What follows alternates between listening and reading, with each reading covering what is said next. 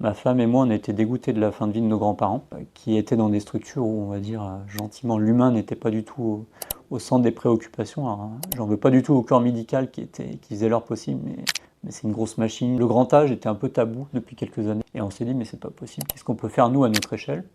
D'un côté, nous, c'est investir, et de l'autre, il y a des gens qui veulent vieillir chez eux le plus longtemps possible. Le problème des locataires quand ils sont âgés, c'est qu'ils ne vont pas investir 5, 10, 20 000 euros pour adapter leur logement pour vieillir chez eux, parce que ce n'est pas un logement qui leur appartient. Donc on s'est dit, on va accompagner des investisseurs.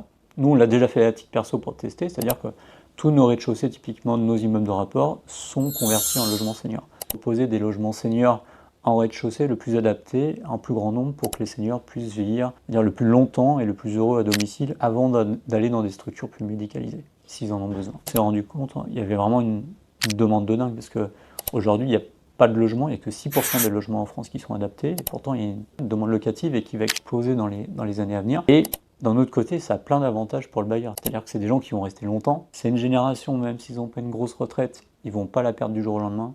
Et c'est une génération qui prennent vraiment soin des apparts. Tu vois, c'est des bons payeurs, ils sont vraiment réglo.